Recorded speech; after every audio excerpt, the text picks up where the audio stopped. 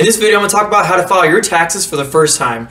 Or if you're not new, you may learn a thing or two about how to get the highest return possible. First, I'm assuming that you're employed and you receive a W-2 from your work. I'm also assuming that you're not going to be claimed by your parents on their taxes. We're going to go over a high-level overview of taxes. We're going to determine which documents you're going to need to gather, and we'll also go over your options for preparing and filing your taxes here this tax season. Hey, what's up guys? My name is Chase and this is a penny pincher's guide to personal finance. Stick around to the end of this video because we're going to go over the best and easiest way to file your taxes for free to receive the highest refund possible. But we'll go over that at the end of this video.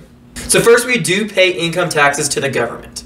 And if you're employed, then your employer will actually take a percentage of your income out on a monthly basis and stash that away so that they can pay your taxes for you to the government. And basically what's happening on a monthly basis is they estimate what they suspect you'll be paying to the government on that annual basis. If they pull too much of your income out, then they will end up having to give you a refund, and that's what's happening when tax refund season comes around.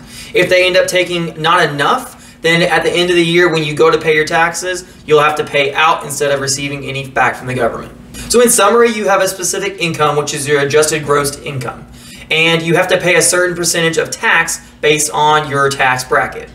If you do not send in enough on a monthly basis over the full span of the year, then you have to pay taxes. If you send too much in, that's what happens when we get these big tax returns into the year. So step one in doing your taxes for the first time is to go ahead and gather all your documents. The tax year will run from January 1st all the way to December 31st, and you will have into the next year to pay your taxes up to a certain date. Now you're going to receive these tax forms sometimes between January and February of the following year, and that will be coming from your institutions or the banks or the special places that you are paying your interest, and they will give you your forms between that time period. Now these forms will come from your bank, your employer, they may come from your investment firm, potentially from if you're doing any student loans, or even from your mortgage broker. So because these forms are the meat and potatoes of your tax return, we're going to go over the most common forms that you should be looking for that should be sent to you, or if you need to go to their website to find them. Now the first one is going to be your job income, and this should come from your employer, and they should either send it through you in the mail or you should be able to find it online.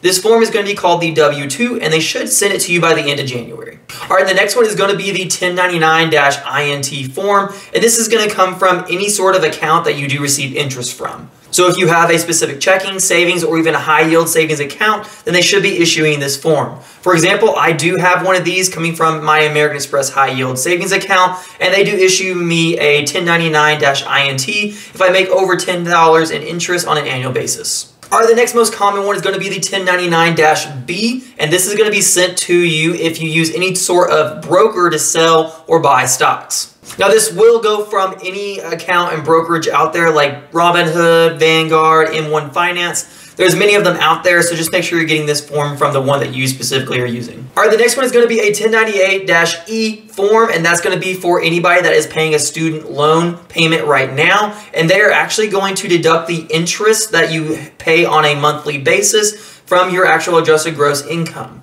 They will add all these up, and then that will be the specific deduction that goes on your total taxable income. Another big one is going to be a 1098-T, and this is going to be for any student that is paying tuition. And this will be a little bit better because you're not going to be receiving a deduction with this, but you will actually be receiving a tax credit.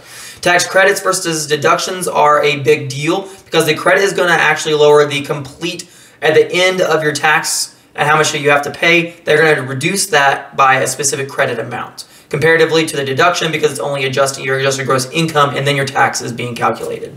This will effectively lower your overall tax burden. And another real big one out there for all those people that have bought their own home is you're going to have a 1098 that's going to be issued to you by your mortgage broker. And this is going to be because of the interest that you have for your mortgage, as well as for any property taxes associated with your property. The total amount of interest that you paid and the total amount of taxes on your property will be added together, and that will be a deduction that will be applied to your total adjusted gross income. Now, one thing I do want to keep in mind is that if you do have a mortgage that is sold to another company, then you will have two different forms. You'll have to make sure you get one from each company so that you can have an appropriate deduction calculated for your taxes. Now, it will depend on the specific institution, the bank, the brokerage that you're using, depending on when you're going to get your forms.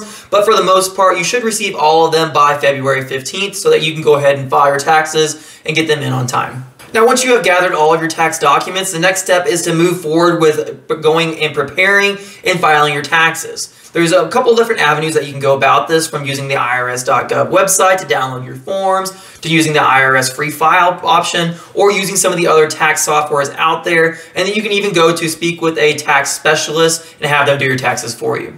Now, there really isn't really one way to do this, or no best way to do this, but it's going to depend on your situation to determine if you can just do it online or if you need to go with somebody, a tax specialist, because you have a little bit more intricate taxes that have to be done. If you're interested in doing it yourself online, we do have multiple different videos that you can go to on our channel that talks about how to do the specific forms, or if you want to use a specific software, we've reviewed multiple of them out there. Now, I have personally used TurboTax in the past, and I do really like it. And I do think that for most beginners and for the first couple of years that you're going to be using your taxes and filing them, TurboTax is a great option.